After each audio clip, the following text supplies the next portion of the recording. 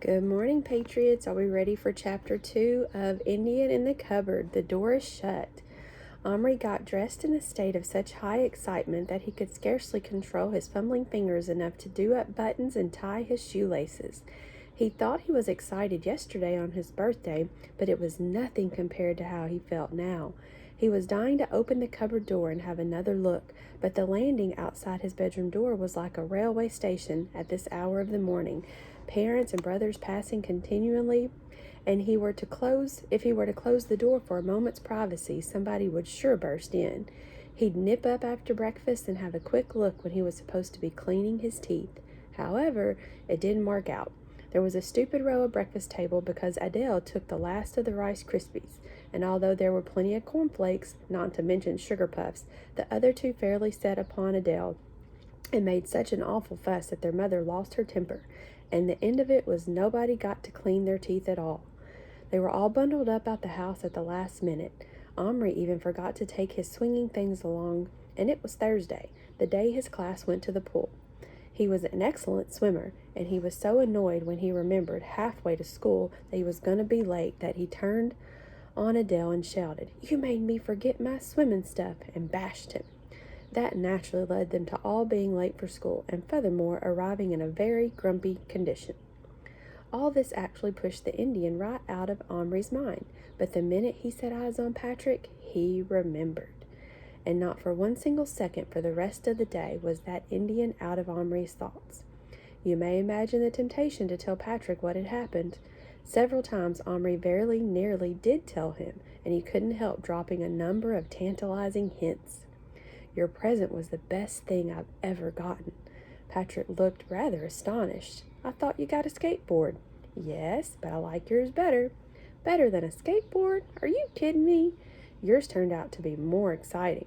Patrick just stared at him. "Are you being sarcastic?" "No."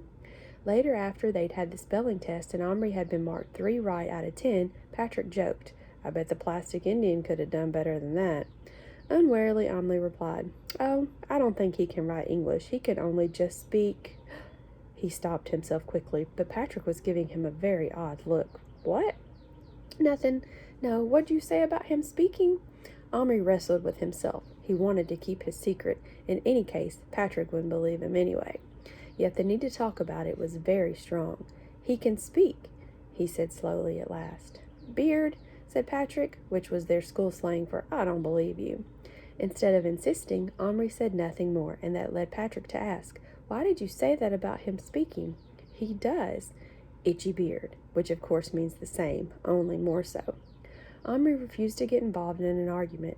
He was somehow scared that if he talked about the Indian, something bad might happen.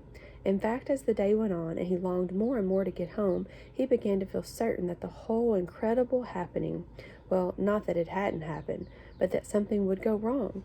All of his thoughts and his dreams were centered on this miraculous, endless possibility opened up by a real, live, miniature Indian, all his very own. It would be too terrible if the whole thing turned out to be some sort of mistake. After school, Patrick wanted him to stay on the school grounds and skateboard. For weeks, Omri had longed to do this, but had never had his own skateboard till now. So it was quite beyond Patrick's understanding when Omri said, "I can't. I have to go home. Anyway, I didn't bring it." "Why not? Are you crazy? Why do you have to get home anyway?" "I want to play with the Indian." Patrick's eyes narrowed in disbelief. "Come on." Omri hesitated, but no, it wouldn't do. He must get to know the Indian himself before he could even think about introducing him to someone else, even Patrick. Besides, the most awful thought had come to Omri during the last lesson, which had made it almost impossible for him to sit still. If the Indian were real and not just, well, moving plastic as Pinocchio had been moving wood, then he would need food and other things, and Omri had left him shut up in the dark all day with nothing. Perhaps, what if there were not enough air for him in the cupboard? The door fitted very tight. How much air would such a very small creature need? What if the Indian were... What if he died shut up in there? What if Omri had killed him?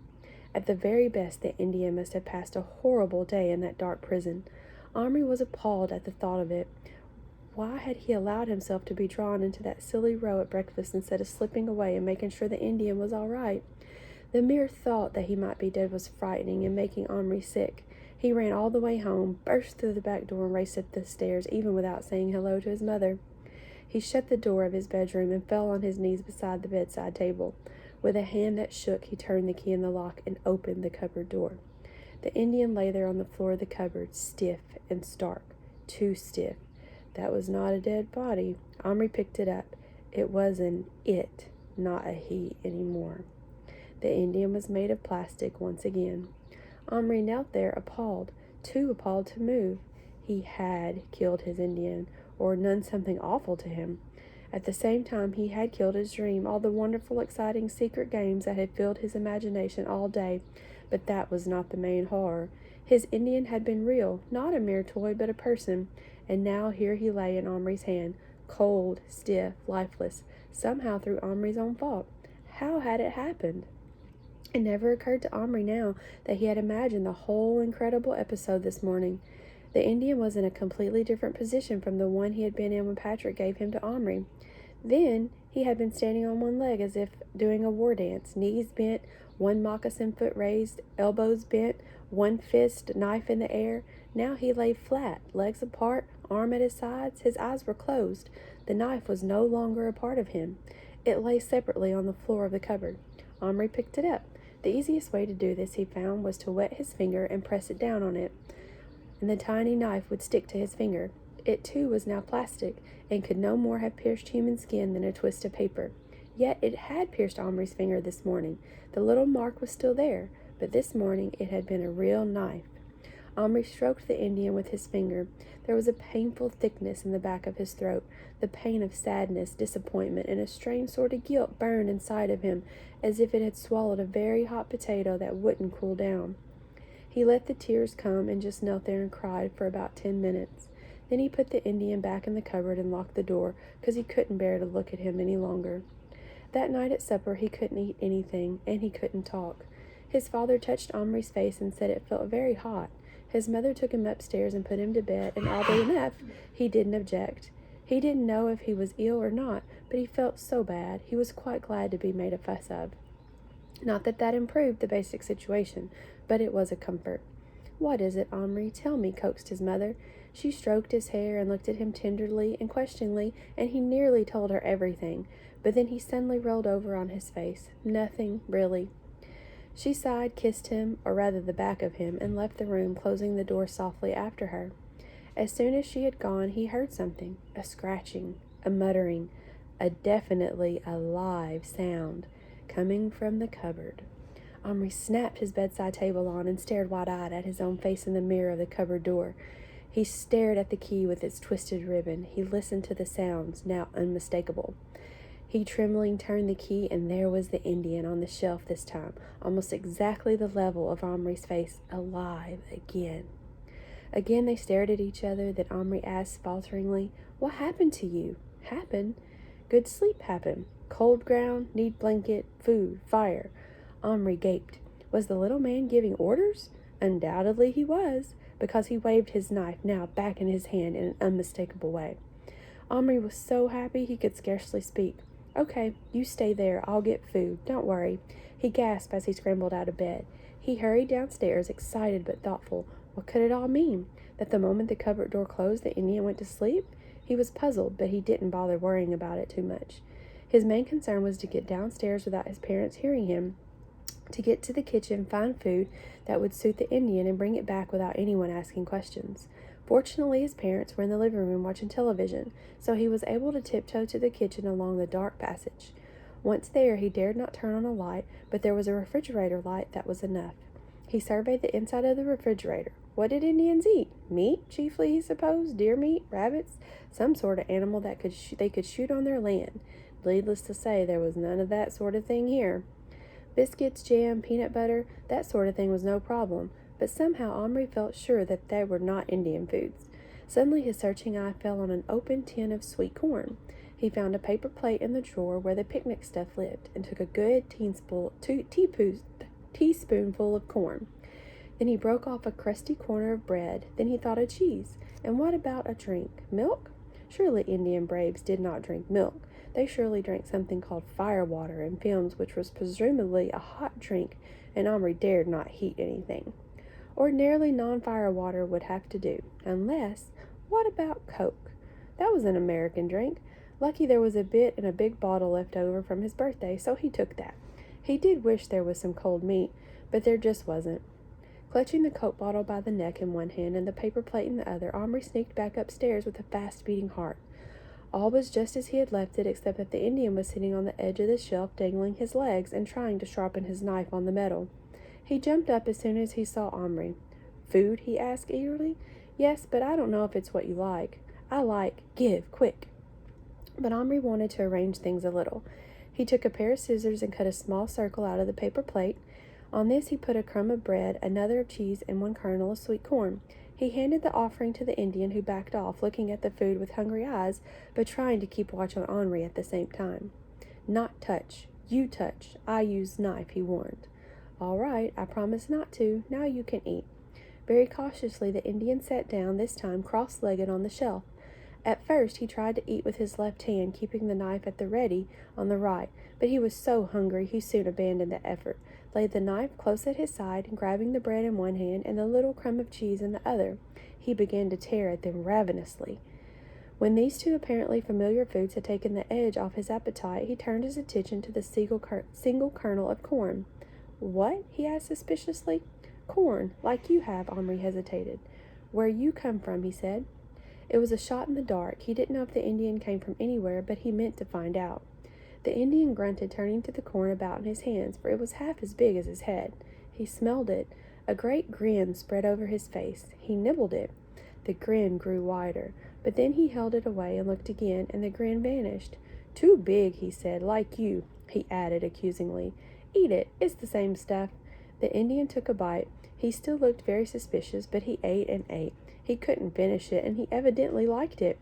"Give meat," he said finally. "I'm sorry, I can't find any tonight, but I'll get you some tomorrow," said Omri.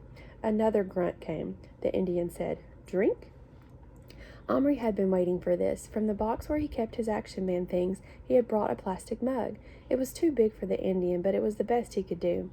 Into it, with extreme care, he now poured a minute amount of Coke from the huge bottle.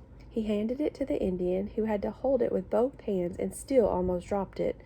"What?" he barked after smelling it. "Coca-Cola," said Omri, enthusiastically pouring some of it for himself into a cup. "Fire water." "No, it's cold, but you'll like it."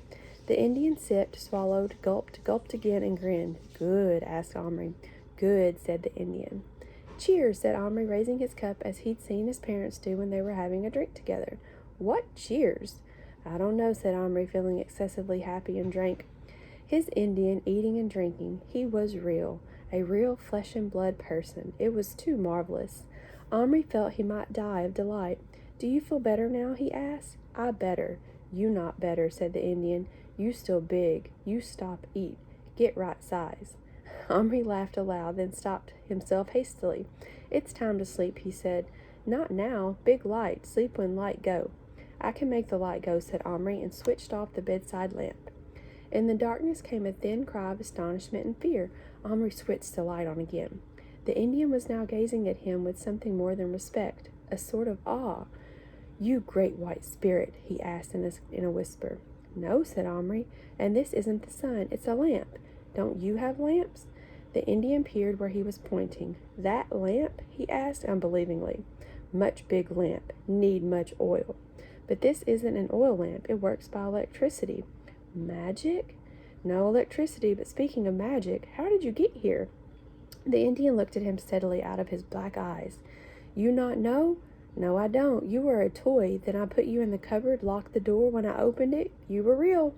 Then I locked it again. You went back to being plastic. Then—" He stopped sharply. "Wait. What if—" He thought furiously it was possible, in which case— "Listen," he said excitedly. "I want you to come out of there. I'll find you a much more comfortable place. You said you were cold. I'll make you a proper teepee." "Teepee?" the Indian shouted. "I no live in teepee. I live in longhouse." Omri was so eager to test his theory about the cupboard that he was impatient. "You'll have to make do with a teepee tonight," he said. Hastily he opened a drawer, took out a biscuit tin full of little plastic people. Somewhere in here was a plastic teepee. "Ah, here." He pronounced on it a small pinkish cone-shaped object with designs rather badly painted on its plastic sides. Will this do? He put it on the shelf beside the Indian, who looked at it with utmost scorn. This a teepee, he said. He touched its plastic side and made a face. He pushed it with both hands, slid it along the shelf, bent and peered in through the triangular opening. Then he actually spat on the ground, or rather on the shelf. Oh, said Omri, rather crestfallen. You mean it's not good enough? Not want toy, said the Indian, and turned his back, folding both arms across his chest with an air of finality. Omri saw his chance. With one quick movement, he had picked up the Indian by the waist between his thumb and forefinger. In doing this, he pinned the knife, which was in the Indian's belt, firmly to the side. The dangling Indian twisted, writhed, kicked, and made a number of ferocious and hideous faces. But beyond that, he was helpless, and he evidently knew it, for after a few moments he decided it was more dignified to stop struggling. Instead, he folded his tiny arms across his chest, and once again he put his head back and stared with profound defiance at Omri's face, which was now level with his own. For Omri, the feelings of holding this little creature in his fingers were very strange and wonderful. If he had any doubts the Indian was truly alive, the sensation he had now would have put them to rest. His body was heavier now, warm and firm and full of life. Though through Omri's thumb on the Indian's left side, he could feel his heart beating wildly like a bird. Although the Indian felt strong, Omri could sense how fragile he was, how easily extra squeeze could injure him. He would have liked to feel him all over, his tiny arms and legs, his hair, his ears, almost too small to see. Yet when he saw how the Indian, who was altogether in his power, faced him boldly and hid his fear, he lost all desire to handle him. He felt it was cruel and insulting to the Indian. He was no longer his plaything, but a person who had to be respected. Omri put him down gently on the chest of drawers where the cupboard stood. Then he crouched down till his face again was level with the Indian. Sorry I did that, he said. The Indian, breathing heavily and his arms still folded, said nothing, but stared haughtily at him, as if nothing he did could affect him in any way. What's your name? Asked Omri. Little Bear, said the Indian, pointing proudly to himself. Iroquois brave son of chief. You son of chief? He shot at Omri fiercely. No, said Omri humbly. Snort Little Bear with a superior look. Name? Omri told him. Now we must find you another place to sleep outside of the cupboard. Surely you sleep in teepees sometimes. Never, said Little Bear firmly. I've never heard of an Indian who didn't, said Omri with equal firmness. You'll have to tonight anyway. Not toy, said the Indian. This no good, and fire. I want fire. I can't light a real fire in here, but I'll make you a teepee. It won't be very good, but I promise you it'll be better tomorrow. He looked around. It was good, he thought, that he had never put anything away. Now everything he needed was strewn about the floor and on tables and shelves ready to hand. Starting with some pickup sticks and a bit of string, he made some sort of cone shape, tied it at the top. Around this he draped first a handkerchief, and then, when that didn't seem firm enough, a bit of old felt from a hat that had been in the dress-up crate. It was fawn-colored, fortunately, and looked rather like animal hide. In fact, when it was pinned together at the back with a couple of safety pins and a slit cut up the front, the whole thing looked pretty good, especially with the poles sticking up through the hole in the top. Omri stood it up carefully on the chest of drawers and anxiously awaited Little Bear's verdict. The Indian walked around it 3 times slowly, went down on his hands and knees, crawled through the flap, came out again, and after a minute tugged at the felt, stood back to look at the poles, and finally gave a fairly satisfied grunt. However, he wasn't going to pass it through without criticism at all. No pictures, he growled. If TB need pictures. I don't know how to do that, said Omri. I know. You give colors. I make. Tomorrow, said Omri, who despite himself was beginning to feel very sleepy. Blanket? Omri finished out one of Action Man's sleeping rolls. No good. No keep out wind. Omri started to object that there was no wind in his bedroom, but then he decided it was easier to cut up a square out of one of his old sweaters, so he did that. It was a red one with a stripe around the bottom, and even Little Bear couldn't hide his approval as he held it up, then wrapped it around himself. Good, warm, I sleep now. He dropped on his knees, crawled into the tent. After a moment, he stuck his head out. Tomorrow, talk. You give Little Bear meat, fire, color, much things. He scowled fiercely at Omri. Good? Good, said Omri, and indeed nothing in his life he had ever promised better. So that's the end of Chapter 2. We will begin with Chapter 3 tomorrow, 30 Scalps. I hope you're enjoying Indian in the Cupboard.